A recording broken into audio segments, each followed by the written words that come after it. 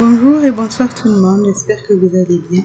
Je vous retrouve aujourd'hui dans cette nouvelle vidéo podcast qui est la suite en fait de la série sur le pardon. Comme on est en période de carême, du coup je pense que ça convient bien car c'est une période justement le carême où il faut profiter justement pour se confesser, pour pouvoir fêter la Pâque. C'est une période de remise en question, une période de désert en fait.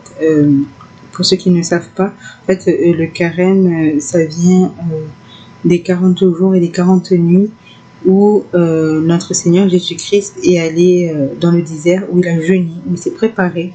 Juste après s'être fait baptiser et que l'Esprit Saint est venu sur lui. Donc, tous les chrétiens doivent faire ce temps de carême et justement pour se préparer à la Pâque. En fait, c'est une mise en désert à travers un jeûne ou des actes de pénitence, des actes de renoncement pour pouvoir justement voir nos péchés. Donc c'était admettre en fait ses péchés. C'était un peu l'objet de la première vidéo. Enfin la première partie de l'épisode 1, là on fait la deuxième partie. Et aussi donc pour aller après faire la repentance et la confession, et après célébrer la Pâque où Jésus nous a tous sauvés par son sang et par sa croix et a versé l'eau de vie sur nous, et pour recommencer une nouvelle vie dans le Christ, être renouvelé par le Christ.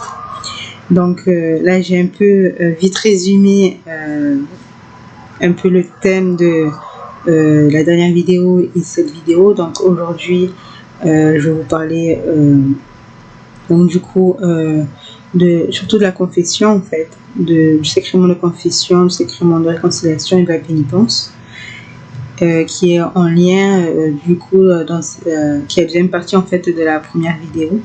Donc toujours admettre ses fautes, parce que justement le but d'admettre ses fautes c'est aussi pour aller se confesser. Donc comme je vous ai dit dans la première vidéo, je vous ai parlé en fait dans mon cheminement de réflexion, ma pensée et comment admettre ses fautes en fait, pourquoi c'était difficile exactement. Donc je vous invite à revoir, aller voir la vidéo si vous ne l'avez pas vue. Et donc là aujourd'hui pour continuer, donc je vais vous parler un peu des détails du sacrement de confession qui est important. Donc déjà comme je vous ai dit, une fois en fait que vous avez admis en fait vos fautes, ou alors en tant que chrétien, le Seigneur a dit, enfin je m'en plus sur la parole du Seigneur, c'est que c'est lui notre maître, c'est lui notre Seigneur, c'est lui le chemin, la vérité et la vie, celui qui nous amène au Père, qui nous donne le salut. Donc le Seigneur, notre Seigneur Jésus a dit ne jugez pas et vous ne serez pas jugés. Et je vous rappelle un peu le passage dans l'évangile de la femme pécheresse, de la femme adultère, que les pharisiens en fait a amené à Jésus pour la juger en fait. En fait c'était pour un piège pour piéger Jésus. Et en fait cette dame a été pris en flagrant délit d'adultère, l'a amené à Jésus, et les pharisiens ont dit à Jésus, enfin au Seigneur Jésus, oui, cette femme a été surprise d'adultère selon la loi de Moïse, il faut la lapider. Et Jésus en fait il les regarde et il n'agit pas, et il écrit sur au contraire, c'est pas qu'il n'agit pas, mais en fait il écrit des choses sur le sol avec un bâton et son pied. En fait il écrit les péchés de chaque personne qui sont en face de lui, en fait de tous les pharisiens. Et ça c'est important parce que justement les pharisiens ils le regardent et font mais vas-y, qu'est-ce que tu fais, il faut la lapider. Voilà, c'est pour le donner un piège, parce que Dieu, il est miséricorde. Et ça, c'est très important de comprendre. Et c'est un lien avec la confession de pourquoi il faut aller se confesser. Donc, je finis juste le passage et du coup, il lève la tête et il leur dit, celui qui n'a jamais péché, lui jette la première pierre. Et justement, je vous ai dit, là, il écrivait les péchés de chaque personne, en fait. Et c'est dans Maria Vatolta, c'est en cas où si c'est pas écrit dans l'évangile, ça c'est dans Maria Vatolta. C'est écrit dans l'évangile qu'il écrivait quelque chose, mais qu'est-ce qu'il écrivait, on ne sait pas. La sainte Maria Vatolta. Et l'évangile de tel qu'il m'a été décrit. Et du coup, en fait, les gens, ils restent silencieux et chacun part petit à petit. Et en fait, à ce moment-là, ce qui arrive, en fait, c'est que chacun fait un examen de conscience. Que celui qui n'a jamais péché jette la première pierre. Donc, en gros, déjà, ne jugez pas pour ne pas être jugé. C'est-à-dire que si vous jugez les gens, parce que je veux bien préciser ça, parce que ma première partie, c'est le côté admettre ses péchés, admettre sa faute. Et les fautes, c'est souvent on a plus de facilité à admettre, à voir la faute chez les gens que chez nous. Et en fait, quand on se confesse, en fait, nos péchés, pas ceux des autres. C'est si la personne a fait un péché, c'est à elle de confesser ses péchés, c'est pas vous d'aller confesser le péché de l'autre. Ça, c'est du rapportage et c'est pas du tout dans la doctrine de Dieu et dans l'esprit chrétien. Et du coup, en fait, les gens ont un examen de conscience. Et c'est ça, en fait.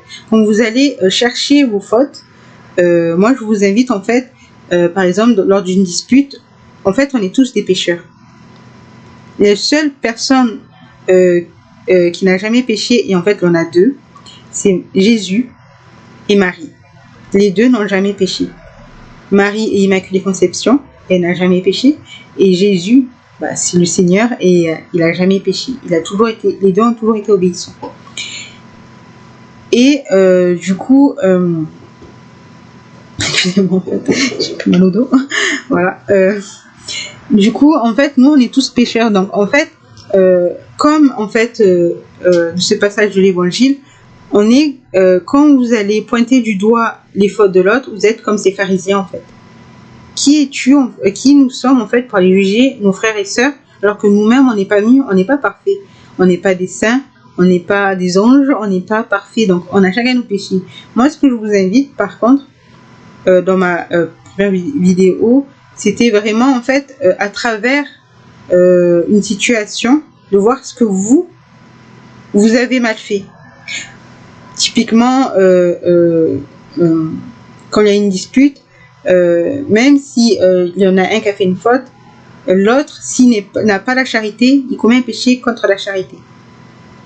Parce qu'il y a plusieurs péchés. Je parlais de faute dans la première partie, mais maintenant je vais plus me diriger, enfin je vais plus employer le mot péché, parce qu'en fait tout ça c'est des péchés en fait, tout simplement.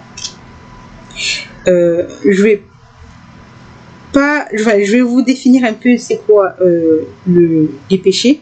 C'est quoi le péché et c'est quoi les péchés dans l'Église catholique. Et bien sûr, il faut aussi demander faire votre réflexion à vous. Je veux dire, moi, je vous partage mes réflexions, mon expérience et mes connaissances pour vous aider à la réflexion. Je veux dire, ce podcast, cette série est là pour ça. Donc, en fait, déjà, il y a 3 types de péchés chez les chrétiens. Tu as les péchés envers Dieu. Et même dans les péchés envers Dieu, il y a trois catégories de péchés, mais je vous fais le général. Donc, les péchés envers Dieu, les péchés envers le prochain et les péchés envers soi-même. Donc, les péchés envers Dieu sont appelés les péchés mortels. Les péchés envers le prochain sont appelés péchés véniels ou quoi, ainsi que les péchés envers soi-même. Pourquoi envers soi-même? Parce qu'on est tous des créatures de Dieu et du coup le fait de ne pas s'aimer et de ne pas prendre soin de nous, c'est aussi un péché, de se négliger aussi. Et de faire ça aussi pour les autres, alors c'est encore plus grave parce que là c'est carrément contre la charité.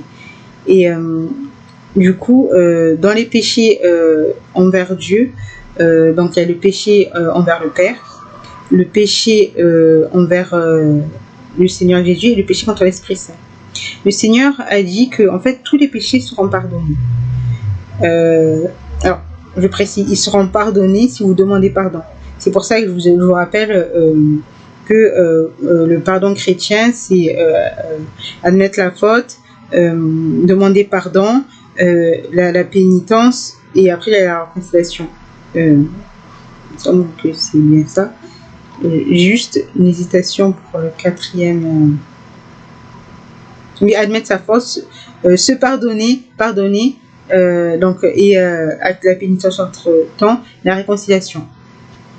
Donc, j'ai envie de dire, je continue plutôt, c'est que le péché envers le Père et le péché envers le Seigneur sont appelés péché de faiblesse ou péché par ignorance. Parce que Jésus est la sagesse et Dieu est la puissance dans la Trinité.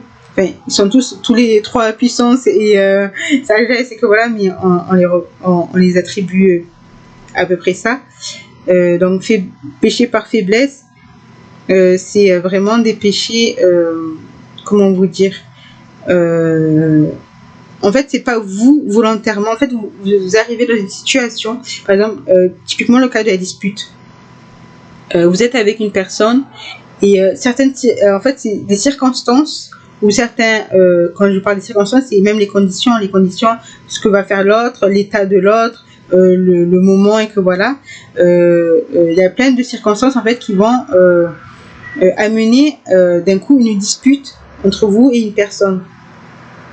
Et pendant la dispute, voilà, la majorité des gens et tout le monde dans une dispute, on est en colère, on a des émotions de colère, des émotions de vengeance, et que voilà, et pendant une dispute, bah vous allez en fait ce n'est limite plus vous qui vous contrôlez, c'est vos émotions, vous êtes envahi par la haine, par la colère, et que voilà, et parfois même souvent on va dire, vous allez si vous ne contrôlez pas, si vous n'avez pas une vie de prière et de méditation, ou que vous ne suivez pas Dieu, en fait vous allez, comme la majorité des gens en fait, avoir des propos, des mauvais propos, des propos blessants et méchants, et parfois ça va à la violence. Donc les deux, on est d'accord, c'est des péchés. Et en fait ça c'est compris, c'est des péchés envers Dieu parce que vous avez fait du mal à votre prochain, et comme le prochain est une créature de Dieu, et que Dieu il est amour, et que justement vous étiez dans la haine, c'est un péché contre Dieu et contre la charité, c'est un double péché du coup, pour l'exemple de la dispute. Et du coup en fait, on dit péché de faiblesse parce que est-ce que si il n'y avait pas cette dispute, vous aurez volontairement dit des propos méchants et blessants et frapper la personne? Bah non, c'était en fait des circonstances. En fait c'est ça aussi qu'on voit. Alors ça veut pas dire que c'est facile, vous pouvez frapper, non, mais ce que je veux dire c'est que c'est ça, c'est un exemple des péchés de faiblesse. C'est en fait vraiment un péché que vous allez faire un truc, mais parce que vous n'êtes pas dans votre état normal, vous n'êtes pas conscient de ce que vous faites, vous n'êtes pas comment ça s'appelle, ludique, vous êtes dans un état pas ludique en fait, vous n'êtes pas ludique, vous n'êtes pas ludique, vous n'êtes pas lucide, c'était lucide que je veux dire, lucide, vous n'êtes pas dans votre état normal, en fait vous ne pouvez pas réfléchir et agir et penser normalement, et du coup faites des actes qui sont des péchés. Donc le deuxième péché c'est le péché d'ignorance, donc c'est envers le Christ, c'est des péchés en fait où en fait comme comment dire, c'est des péchés qu'en fait que vous savez pas que vous avez péché. Ça arrive, comme je vous en ai parlé dans la première vidéo. En fait, depuis Adam et Ève, en fait, le péché d'Adam et Ève, le péché original, c'est le fait que Adam et Ève, eux, ils ont voulu savoir la connaissance du bien et du mal. Et du coup, je vais en parler vite fait parce que j'en ai déjà parlé dans la première vidéo, donc je vous renvoie à la première partie de l'épisode 1. Vraiment, c'est le fait que l'homme choisit le bien et le mal. Sauf que du coup, en fait, c'est pas parce qu'il choisit ce qui est bien et ce qui est mal que forcément que ce qui va décider, s'il décide que telle ou telle chose soit bien, que forcément en vrai c'est bien, alors qu'en vrai c'est mal. Typiquement, comment dire, on va prendre un exemple pour illustrer un péché d'ignorance.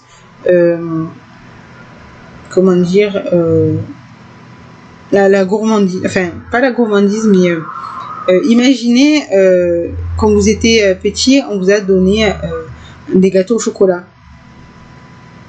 Et en fait, vous avez beaucoup aimé ça. Et en fait, quand vous grandissez, vous avez un enfant et vous, du coup, le gâteau au chocolat, c'est bon. Moi, personnellement, j'aime pas le chocolat, mais les gens, ils aiment bien le gâteau au chocolat. Donc, vous allez donner le même gâteau au chocolat à votre enfant. Et votre enfant, en fait, il est hyper gourmand et il en mange beaucoup. Et vous, pour lui faire plaisir, à chaque fois qu'il en demande, vous lui en donnez. Sauf que en fait, vous lui faites du mal, sans le savoir, vous faites du mal parce que vous allez l'emmener vers l'obésité, donc pour sa santé, c'est pas bon. Et en plus, il va avoir une addiction au sucre, au chocolat. Donc c'est vraiment pas bon. Et en fait, du coup, comme vous laissez vous donner, en fait, vous quand vous donnez le gâteau à chaque fois que votre enfant demande, c'est pas par méchanceté. Vous dites pas j'espère, j'ai hâte qu'il soit addict au chocolat. Non, c'est parce que vous voulez faire plaisir et vous vous dites le chocolat ça fait pas du mal, voilà, je peux lui en donner, il aime ça, je lui en donne. Donc vous voyez, en fait, inconsciemment, vous avez pas pensé que effectivement le chocolat ça peut être dangereux pour la santé. Et d'ailleurs, pour vous dire, j'avais fait mon TPE au lycée sur le chocolat, et en fait la structure moléculaire du chocolat est identique à celle du cannabis. Faut le savoir ça. Et en fait, du coup, ça rend vraiment addict. C'est vraiment une drogue en fait. C'est considéré comme une drogue, le sucre et le chocolat. Donc voilà. J'ai envie de dire, personne ne sait que le chocolat, ça a la même, la molécule a la même structure que le cannabis. Donc vous dites pas. Si tout le monde le savait, ils se disent, je donne quand même un truc qui ressemble au cannabis à mon enfant. Hein. Il devrait peut-être aller mollo, même si c'est pas du cannabis, voilà quoi. Bien sûr, les gens ils n'auraient pas agi, mais comme vous le savez pas, en fait, du coup, vous allez faire des trucs qui sont pas bien. Et c'est ça un peu. J'ai pris un exemple un peu gentil comme ça avec le chocolat pour vous montrer qu'en fait c'est ça parfois dans la vie de tous les jours. On va faire des choses, on va croire que c'est bien, et en fait, on se rend compte que c'est pas bien du tout. En fait, quand on s'approche du Christ, le Christ nous transforme et il nous montre en fait avec l'Esprit Saint ce qui est bien, c'est quoi en fait vraiment ce qui est mal et ce qui est pas bien. Le vrai mal et le vrai pas bien. Et c'est là où on se rend compte parfois, mince, en fait je faisais des choses qui n'étaient pas bien. Et j'ai remarqué que beaucoup de chrétiens, soit nouveaux convertis ou reconvertis ou qui avancent, ils se rendent compte de plein de choses en fait on vit dans un monde qui est totalement corrompu, totalement dans le mal, parce qu'en fait on fait plein de choses qu'on croyait bonnes et qui en fait ne sont pas du tout bonnes en fait. Et donc du coup ça s'appelle les péchés contre d'ignorance. Et donc ceux-là, les deux premiers que je vous ai parlé, eux ils sont pardonnés, comme les péchés envers le prochain, envers soi-même, du moment que vous demandez pardon et que vous acceptez Jésus-Christ comme le Seigneur. Je veux dire, voilà, quoi. C'est pas t'as fait n'importe quoi et alors on te pardonne. Non, comme ça, non, c'est pour avoir le pardon, il faut du coup passer par toutes les étapes que je vous ai décrit pendant tout ce podcast, toute cette série de podcasts, et que voilà quoi. Et mais voilà, tous sont pardonnés sauf un seul. Et ce péché-là, c'est en fait le dernier péché que je vous ai pas encore parlé. Dans les péchés envers Dieu, c'est les péchés contre l'Esprit Saint. Donc le Seigneur l'a dit, tous les péchés sont pardonnés sauf les péchés contre l'Esprit Saint. Alors qu'est-ce que c'est que le péché contre l'Esprit Saint? En fait, c'est un péché où justement, contrairement aux deux premiers, vous êtes lucide, vous êtes en état normal de pleine conscience et vous êtes pas dans l'ignorance, vous savez bien exactement ce que vous faites en fait. Et dans ce péché-là, en fait, vous allez rejeter Dieu. Vous allez blasphémer, vous allez rejeter Dieu. Et ça, c'est pas un péché qui est pardonné. Et quand, dans la description, quelque part, on peut comprendre que c'est normal qu'il n'est pas pardonné. Parce qu'en fait, c'est vous, de vous-même, de votre volonté, de votre intelligence, de tout ce, vraiment, consciemment, volontairement, en pleine conscience, en pleine intelligence, et sans ignorance, hein, que vous allez rejeter Dieu. Et du coup, en fait, et c'est ça, en fait, dans le dogme catholique, c'est que ce péché, en fait, il n'est pas pardonné et il amène directement en enfer. Il faut savoir que Dieu n'envoie personne en enfer. Dieu est amour et veut sauver toute l'humanité. Et en fait, c'est les gens qui vont volontairement en enfer. Et vous voyez bien que dans la description du péché contre l'Esprit Saint et ce que je viens de vous dire, que c'est les gens qui vont volontairement en enfer, c'est-à-dire que il faut savoir que le paradis, c'est le royaume de Dieu. Le paradis, les cieux, le salut, c'est l'accès au royaume de Dieu. C'est comme, en fait, après votre mort, en fait, on va dans la maison de Dieu. On va dans la maison de Dieu, c'est exactement ça. On va dans la demeure de Dieu. Vous comprenez bien que vous aurez du mal à aller chez quelqu'un. Imaginez, vous allez chez votre ami. Bon, mon ami, en fait, je t'aime pas, je veux pas te voir. Donc, je vais chez toi, mais tu dégages de chez toi. C'est pas possible. C'est chez lui. Vous pouvez pas sortir quelqu'un de chez lui. Donc, en fait, si vous voulez pas Dieu, consciemment, volontairement, vous voulez pas aller chez lui. Et comme, après la mort, il y a soit la demeure de Dieu ou soit l'enfer, vous voulez pas aller vers Dieu, là, vous allez directement, vous allez en enfer. Volontairement. Et c'est ça. Parce que volontairement, vous ne voulez pas Dieu. Donc, c'est très simple en fait. Vous voyez? Et du coup, voilà. Alors, donc voilà. Donc, c'est vraiment le seul péché du coup qui n'est pas pardonné, quoi. Donc voilà. Parce qu'après tous les péchés, ils sont pardonnés parce que les gens face à Dieu, ils vont avoir un acte de repentance en fait. Ils vont demander pardon et que voilà. Ils vont expier leurs péchés soit au purgatoire ou soit sur cette terre. Si vous voulez, il y a des personnes, j'ai un ami par exemple, youtubeur qui est la chaîne c'est du Likatou, que je vais vous mettre en barre d'infos dans la description, où lui il a fait une vidéo sur les péchés en fait. Et du coup, il explique aussi, et je vous mettrai aussi la chaîne de Arnaud Duchemont qui a aussi bien traité ça, le purgatoire et les péchés, le pardon. Et en complément, en fait, dans votre réflexion, je pense que ça va beaucoup aider. Moi, en tout cas, ça m'a beaucoup aidé dans ma réflexion sur le pardon. Qui est une longue réflexion bien sûr, de toute une vie. Parce que les gens, voilà, comme je vous ai dit dans toute première vidéo d'introduction, les gens ne savent pas c'est quoi en fait le pardon. Donc ça, c'était en fait pour les péchés que nous faisons. Donc en fait, comme je vous ai dit, la première partie, c'était admettre des péchés. Et en fait, quand vous faites ça, vous faites un examen de conscience. C'est la première étape qu'il faut faire déjà pour le pardon, quel que soit le pardon, que ce soit entre vous et une autre personne, et vous avec Dieu. Et en fait, ce côté-là, c'est du coup qu'on appelle ça un examen de conscience, c'est que vous vous dites, ok, moi j'ai fait ça, ça, ça et ça dans ma vie, soit dans le passé ou dans le présent, et je reconnais en fait que ça c'est pas bien. Et en fait, ce qui va jouer là, en fait, c'est tout ce qui est votre morale et votre conscience. D'où examen de conscience, c'est la morale et la conscience qui va vous montrer que les gens ils essayent de taire, mais voilà, elle est là, et vous dire ok, j'ai mal fait ça, j'ai fait cette faute. Donc ça c'est la première étape pour aller se confesser. Ensuite, dans la première vidéo, je vous ai parlé de tout ce qui est contrition, non,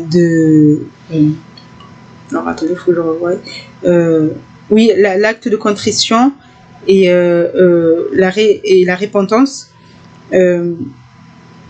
le repentir, en fait, c'est qu'une fois que vous avez fait votre examen de conscience, en fait, c'est comme tout le monde. En fait, quand on vous dit, par exemple, voilà, t'as fait ça et ça de mal.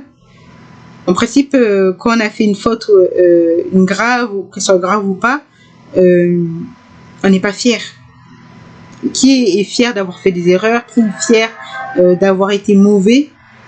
Qui est fier d'être une méchante personne, d'être pas bien? Que voilà, personne n'est fier de ça et personne ne voudrait être comme ça. En fait, les gens, on veut tous faire du bien, que voilà, même si on ne le fait pas exprès. Comme je l'ai dit, la majorité des péchés qu'on fait, c'est des péchés d'ignorance, en fait. Du coup, voilà, quoi, je veux dire, et c'est ça, en fait, l'ignorance. On le voit parce que d'un coup, quand la vérité, parce que Dieu est la vérité, justement, et il va parler à travers notre conscience et la morale et par le Saint-Esprit. Et là, on va voir, ah ouais, mince, en fait, je comprends que maintenant, en fait, je faisais ça, je pensais que c'était bien, ou que c'était, il n'y avait pas de quelque chose au neutre, mais en fait, c'était mauvais. Et comme ça fait pas du bien, et en plus, quand on fait une faute, on blesse toujours quelqu'un. Quand on pêche, on blesse toujours quelqu'un. La première personne qu'on pêche, c'est Dieu. C'est la Sainte Trinité. Et en plus, quand on fait des péchés, que ce soit envers soi-même ou envers notre prochain, en fait, on blesse le prochain et soi-même. Soi-même, parce que de un, c'est, voilà, comme je l'ai dit, personne n'aime bien se dire, je suis quelqu'un de mauvais, je fais des choses mauvaises, personne n'aime ça. Donc déjà, on se fait de la peine à même, on se dit, mince, tout le monde veut être quelqu'un de bien, donc on se dit, mince, j'ai raté sur ça. Le prochain, on voit que la personne elle a mal, et que voilà, en fait, on est la cause du mal de l'autre. Et parfois, le péché entre soi-même aussi, ça peut être le fait de ne pas s'aimer, de ne pas avoir confiance en soi, de ne pas ne pas s'autoriser certaines choses qui seraient bien pour nous. Voilà quoi, c'est en fait, on se fait du mal à nous-mêmes. Donc en fait, dans tous les cas, on va blesser quelqu'un. Alors toujours Dieu, et en plus, c'est soit nous-mêmes et le prochain. Donc avec ces deux choses, vous comprenez justement que d'où la repentance, c'est que le regret douloureux du péché, de la faute.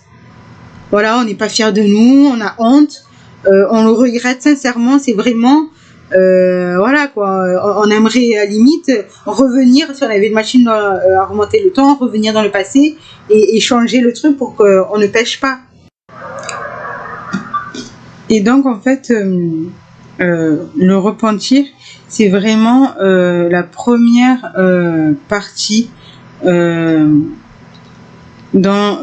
qui est très importante en fait dans l'acte, dans le cheminement du pardon, parce qu'en fait, une fois que vous avez ce profond regret, vous allez changer.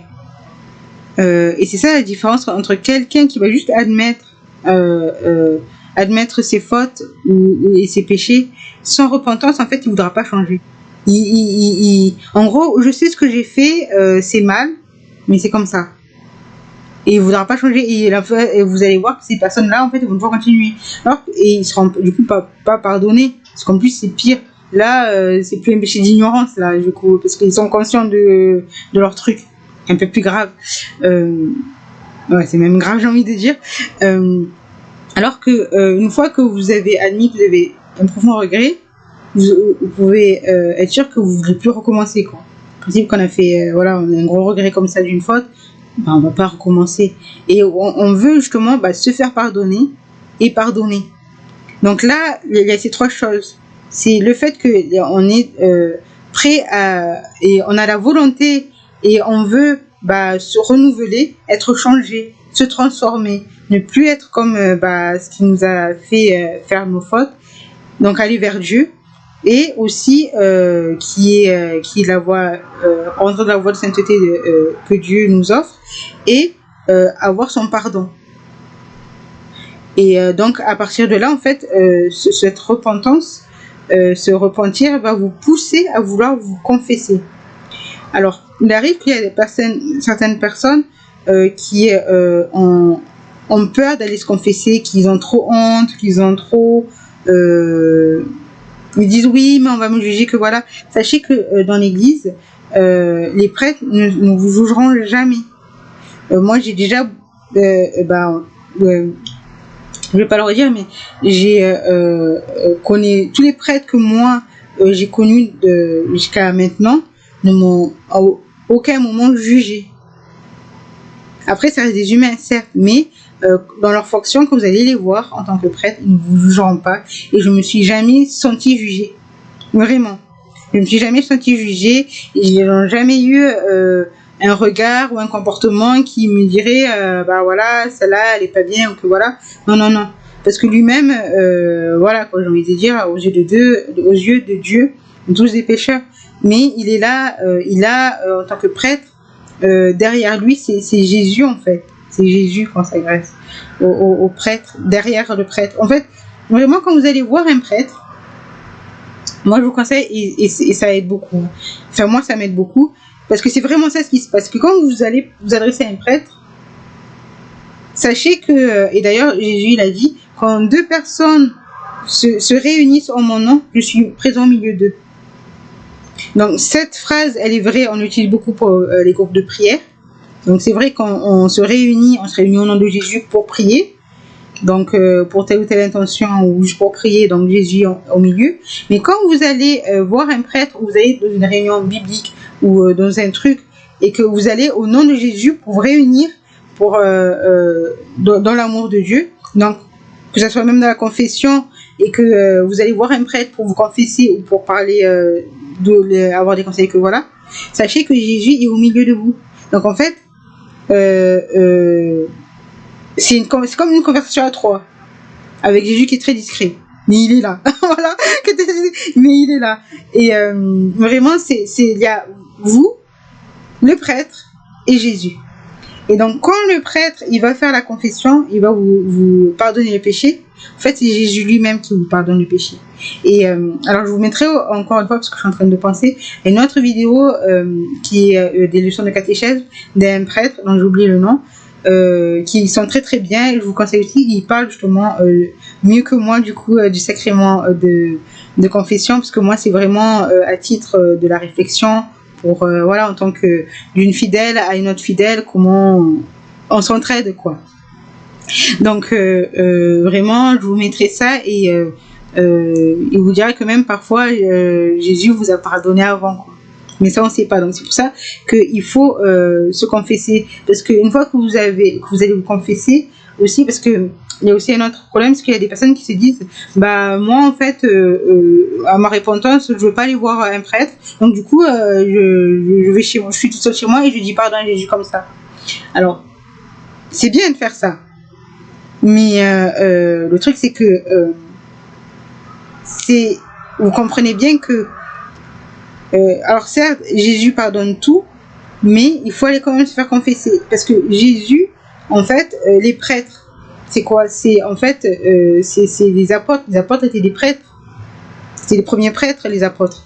Quand Jésus, il a dit à Pierre, tout ce que tu liras dans ce monde sera lié dans les cieux, et tout ce que tu délieras dans ce monde sera délié aux cieux, c'est le pouvoir qu'a le prêtre. Donc en fait, pour être sûr à l'infini % que vous avez été pardonné, que vous avez été confessé. Alors que dire comme ça, oh, pardon Jésus, alors c'est bien, c'est bien pour votre relation avec Jésus, mais c'est pas suffisant, il faut aller se confesser. Jésus, s'il a fait l'église, j'ai envie de dire, comme je dis, Jésus c'est la sagesse incarnée. Et lui, il ne va jamais dire ou faire quelque chose si ça sert à rien. Donc, il s'est pas embêté à choisir des apôtres, à les former pour former l'église catholique, si ça servait à rien. Et l'église est importante. Et c'est l'église, c'est pas l'église qu'on va s'unir à Dieu. Hein, l'épouse de Jésus, c'est l'église, avec un grand E. Donc en fait, le fait de ne pas fréquenter l'église et d'être contre l'église, en fait, c'est être contre Jésus. Donc moi, il y a ça, et comme je vous ai dit, ouais, il faut aller se faire confesser. Et là, vous êtes sûr, et d'ailleurs, personnellement, à chaque fois, et vous allez voir, et vous pouvez aller demander à tout le monde, hein, tous les gens qui sont allés se confesser, et moi de même, parce que je peux dire ça, parce que j'ai déjà vu des témoignages et des gens qui en parlent, on se sont vraiment libérés. Et je peux vous dire que je me sens libérée après une confession, que après avoir été comme ça, pardon Jésus. Ouais, bon, personne ne fait comme ça, pardon Jésus, mais voilà. J'ai envie de dire, moi, quand justement j'ai un examen de conscience et que je suis dans la repentance et que voilà, je dis la première fois que je dis pardon Jésus, voilà, je suis vraiment désolée que voilà, mais je reste avec ma repentance en fait. Alors que quand je vais aller me confesser, je peux vous dire que je me sens libérée. Parce que je sais que Jésus m'a pardonné. Officiellement. Voilà. Officiellement, c'est ça. Donc moi, je vous invite. Et il faut se faire pardonner les péchés. Il faut se faire pardonner parce que, en fait, là, je vous invite, je vais vous mettre un autre lien. Parce qu'en fait, j'ai beaucoup de choses à dire. Donc du coup, là, je fais un peu la pub pour d'autres chaînes et aussi... pour vous aider dans votre réflexion, une autre vidéo où en fait c'est Jésus de Maria Bartolta, où c'est Jésus qui parle, qui lui fait dicter par rapport à la repentance. Et là en fait on voit, si vous voulez je vous résume un tout petit peu vite fait, quand en fait au moment où après la scène où vous savez il y a Judas qui a trahi Jésus, et il y a Pierre qui a renié 3 fois Jésus. En fait, les deux, ils sont dans la repentance, en fait. Ils ont le sentiment de repentance, ils ont vu, ils ont compris que ils ont fait un acte, ils ont trahi Jésus, les deux d'une différente manière, mais ils le regrettent. Et en fait, je veux dire, à ce moment-là, il y en a un, par la repentance, il va aller demander pardon. Alors que l'autre, sa repentance, en fait, vu que en fait, Judas est trop orgueilleux et trop... Enfin, je veux dire, c'est ça. En fait, ça peut amener à l'orgueil, en fait. À l'orgueil. C'est pas qu'il est orgueilleux, je ne le connais pas. Et je ne pense pas vouloir le connaître non plus. Je préfère, je veux connaître Jésus et limite les apôtres, mais voilà, quoi. Et en fait, lui, du coup, il va pas vouloir demander pardon, en fait. Et comme il va pas vouloir demander pardon, là, en fait, à ce moment-là, il fait un péché de l'Esprit Saint. C'est-à-dire qu'en fait, il sait que Jésus peut lui pardonner. Que Jésus est le Seigneur, que Jésus est amour, et qu'il a trahi. Donc en fait, il le rejette lucidement, intelligemment, volontairement, tout en pleine conscience, péché contre l'Esprit Saint. Du coup, il choisit d'aller en enfer, en fait, volontairement. Et donc dans cette vidéo, c'est vraiment bien décrit, on comprend bien la chose, grâce à Jésus aussi.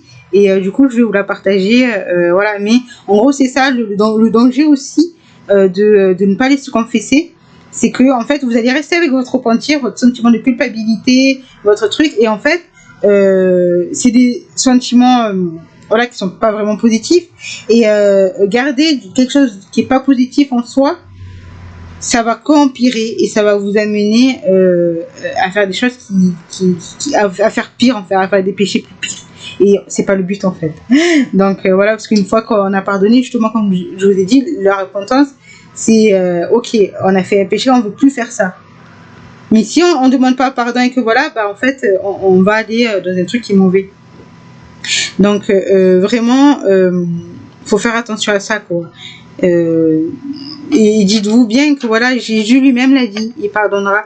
Tous les péchés seront pardonnés, sauf le péché contre l'Esprit Saint. En fait, c'est ça. Si vous n'allez pas vous faire confesser, vous êtes susceptible d'aller vers un péché de l'Esprit Saint.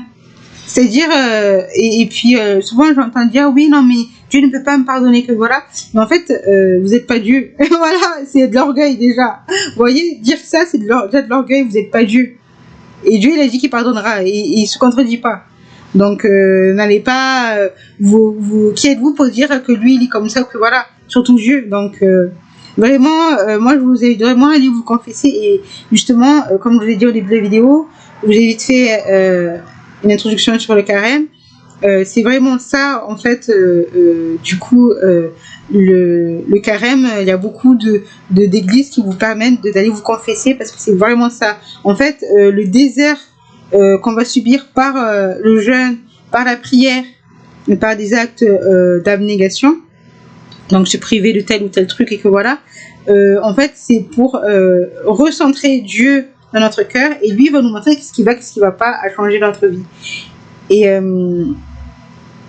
surtout il va changer, il va augmenter ce qu'il y a de bien et il faut arrêter ce qu'il y a de mal, c'est surtout ça. Et en fait c'est ça ce désert, et ce désert là c'est qui en fait du coup nous permet de faire un examen de conscience et du coup pour retrouver Dieu. Et donc en fait il faut pendant cette période à la fin ou dès que vous sentez la force et la possibilité d'aller vous confesser. C'est très important, d'où j'en parle dans cette vidéo et que je la fais du coup dans cette période un peu plus ce genre de vidéo, parce que vous avez vu dans ma chaîne, j'ai commencé plein de séries de podcasts et là je vais vraiment me centrer sur faire beaucoup plus de vidéos sur le pardon, parce que c'est vraiment le thème et ça peut aider les gens justement dans leur parcours carême. Et du coup en fait pour amener jusqu'à la réconciliation. Donc en fait une fois ça, donc l'examen de conscience et l'acte de repentance, vous allez vous allez à l'église, voir un prêtre pour vous confesser. Donc là, c'est déjà bien. Et là maintenant, je vais un peu rapidement vous dire les étapes en fait, comment se confesser et ce qui se passe pendant la confession.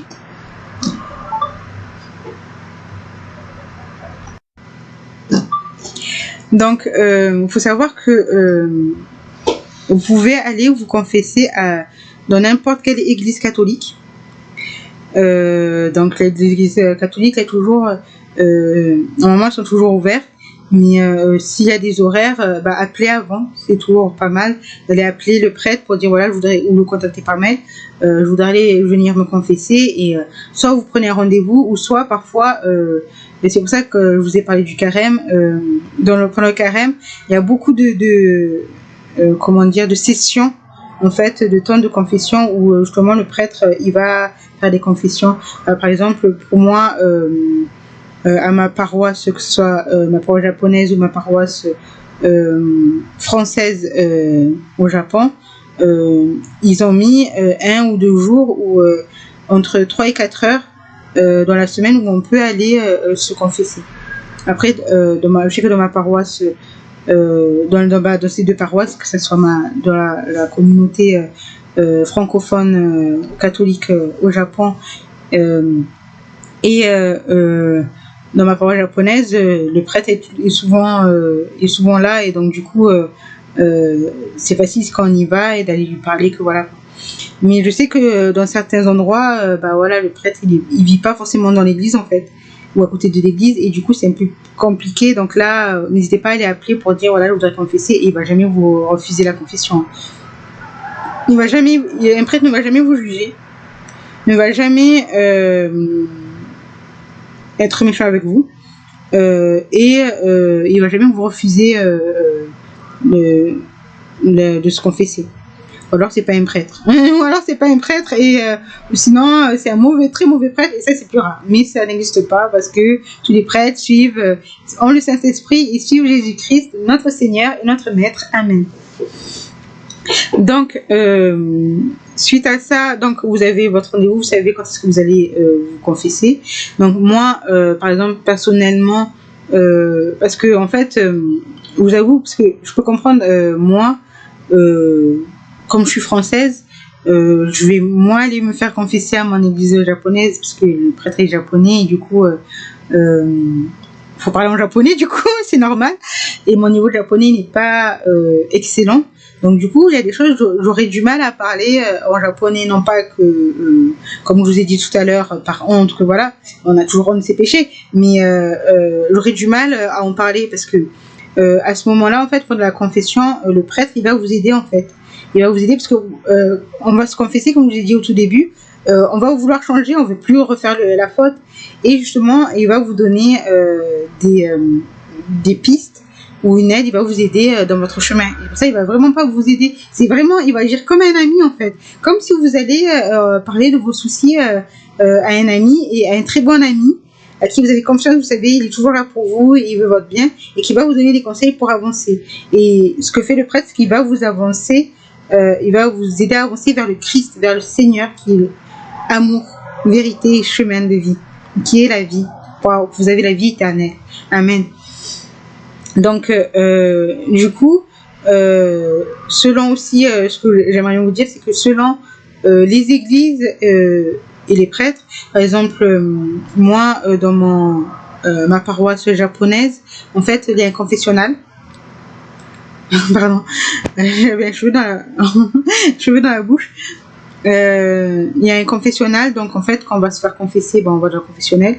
Ça m'est déjà arrivé justement de me faire confesser là-bas, parce que j'ai décidé d'aller là-bas, enfin, vu que je vais à cette paroisse-là. Et sinon, moi, selon où on est, en fait, il n'y a pas de confessionnal. Donc là, en fait, vous allez, soit il y a un endroit aménagé pour la confession, soit en fait, vous êtes dans une pièce avec le prêtre. Alors, vous allez me dire, c'est quoi la différence? Parce que dans les confessionnels, on est seul avec le prêtre aussi. Enfin, on est seul avec le prêtre et avec Jésus. Et même dans les autres cas, comme je l'ai dit, il y a vous, le prêtre et Jésus. Toujours quoi qu'il arrive. Et en fait, c'est juste que par rapport à vous, en fait, justement, si vous avez honte, si pour vous, voilà, j'ai vraiment peur que le prêtre me juge et que voilà. Alors, comme je vous ai dit, le prêtre ne vous jugera jamais. Vraiment jamais. Voilà, quoi. Et c'est une garantie, je vous le garantis. Au nom de Jésus, je vous le garantis. Voilà, quoi. Et un bon prêtre qui suit Jésus ne vous jugera jamais. Et on a beaucoup de prêtres comme ça. La majorité des prêtres chez les catholiques sont comme ça, donc ne vous inquiétez pas.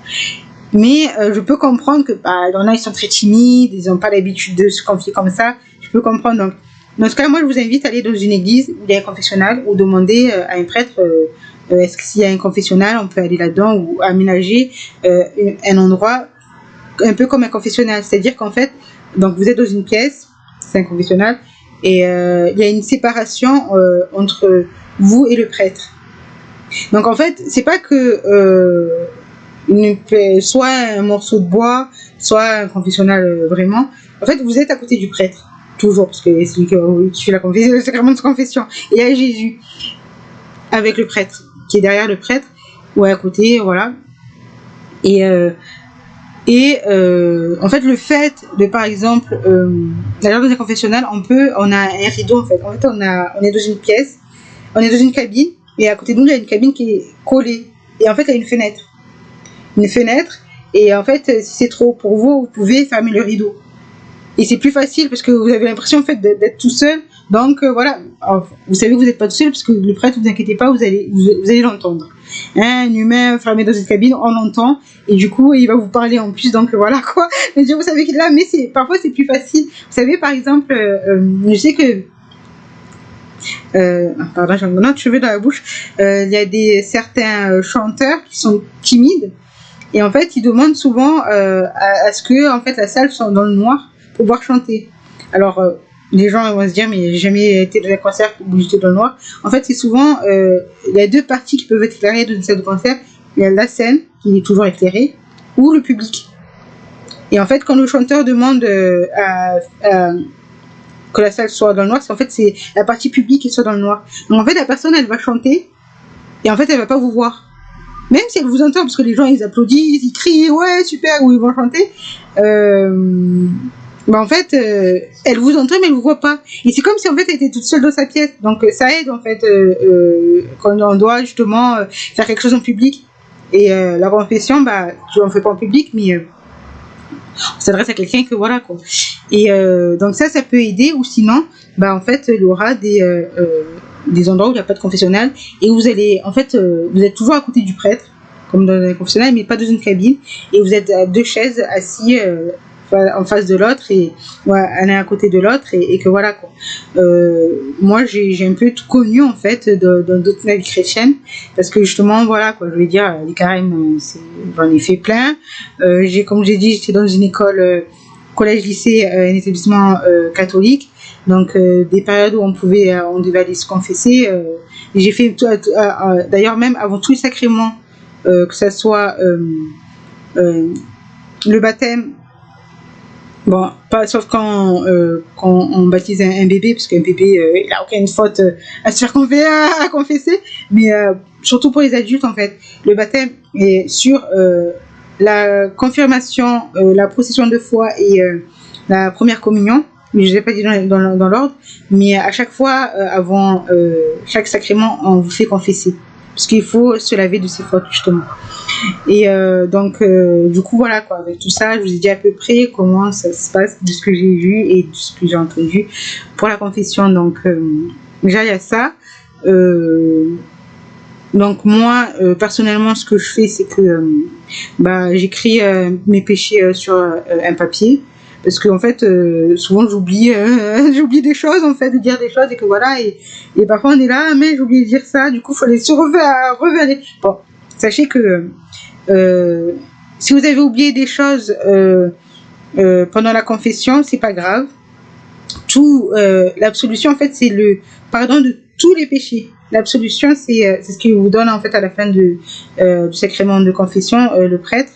Tous les péchés sont effacés, donc même ceux que vous n'avez pas dit ou ceux que vous ignorez encore. Mais dès que vous savez, dès que vous êtes là, c'est toujours bien, comme je vous ai dit, d'aller se reconfesser. Je sais que c'est pas marrant que voilà, quoi, de revenir et que voilà. Mais voilà, il faut, si quelque chose vous revient, il faut aller vous reconfesser, quoi. Donc voilà, moi j'écris sur un papier, mais vous n'êtes pas obligé, hein, comme de dire sur un papier ce que j'ai à confesser. Là, je me fais ma petite liste. Et du coup, ensuite, je vais à l'église, je vais voir le prêtre, soit en rendez-vous, soit dans une session de confession. Et du coup, donc je me mets à côté de lui. Alors, ce qu'on fait, c'est que le prêtre, il y a une phrase à dire, c'est en gros, hein, c'est exactement, vous la retrouvez sur internet, c'est pardonnez-moi mon père, j'ai péché contre le Seigneur et contre mes frères et sœurs. C'est une petite prière, pardonnez-moi, voilà, j'ai péché et je viens aujourd'hui pour me confesser. Donc le prêtre, lui, il va continuer sur une prière. Et là, en fait, avec ces deux-là, en fait, c'est une prière commune que vous allez faire, vous et avec le prêtre, et vous allez commencer à faire le signe de croix. Donc, au nom du Père et du Fils et du Saint-Esprit. Et à partir de là, après, si vous ne l'avez pas dit pendant la prière, de toute manière, le prêtre va vous demander combien de temps, quand est-ce qu'est la dernière fois que vous vous êtes confessé.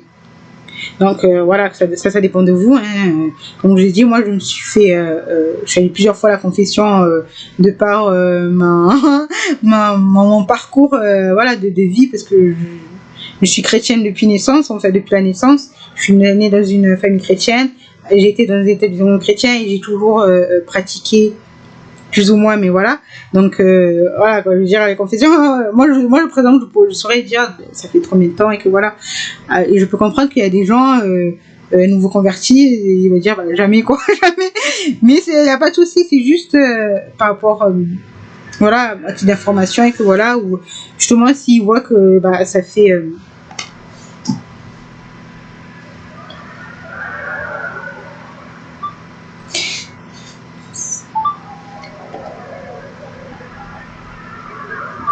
si il voit que ça fait genre 5 ans que vous n'êtes pas fait confesser, il va vous dire faudrait mieux faut se confesser plus souvent, quoi. C'est toujours bien, ça, c'est comme je dis, à chaque fois on se sent libéré.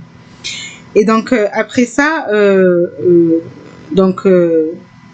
prêtre peut aussi vous poser des questions par rapport à votre vie de prière, à votre vie de pratique, si vous allez souvent à l'église, voilà.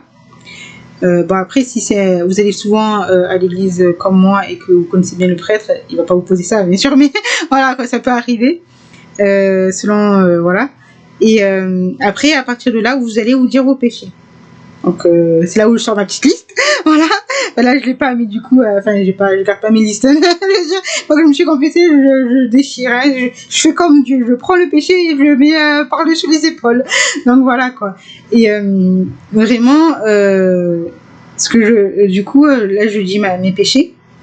Et là, souvent, comme je vous ai dit tout à l'heure, c'est une fois que vous avez dit vos péchés, c'est là que le prêtre, en fait, va un peu vous parler avec vous, en fait. En fait, ça va être vraiment comme une discussion, comme je l'ai dit, comme quand vous allez vous adresser à un ami, en fait.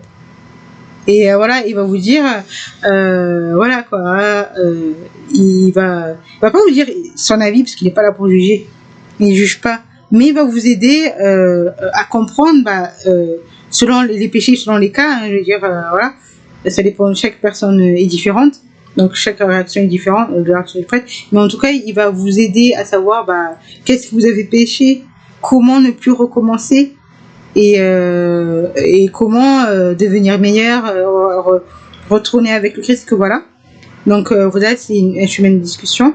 Après, en fait, il va vous donner votre acte de pénitence. Donc selon la faute, donc c'est pour ça que je vous ai un peu décrit c'est quoi les péchés. C'est un péché contre Dieu ou contre le prochain, contre soi-même ou contre les trois en même temps. Voilà, ça peut arriver. À chaque instant, il va vous demander de faire tel ou tel truc. Donc souvent c'est soit des prières ou soit des actions, ça peut être parfois des actions. Mais après c'est pas des trucs compliqués, hein. En vrai c'est pas des trucs compliqués, j'ai envie de dire voilà, comme je veux dire moi j'ai mis des enfin moi on m'a toujours donné des prières à dire tel ou tel nombre de fois ou à faire tant de fois et que voilà, ou un acte que voilà, mais des trucs super faciles, hein, j'ai envie de dire tout le monde peut le faire, je veux dire c'est très simple, mais on le fait avec la volonté de se faire pardonner. Donc en fait la pénitence c'est la réparation en fait. La réparation. Donc en fait, voilà, vous allez faire ça. Donc c'est pour ça, ça peut être une action ou soit une prière ou soit les deux. Une action et une prière. Selon un acte c'est un acte. La pénitence c'est un acte de réparation du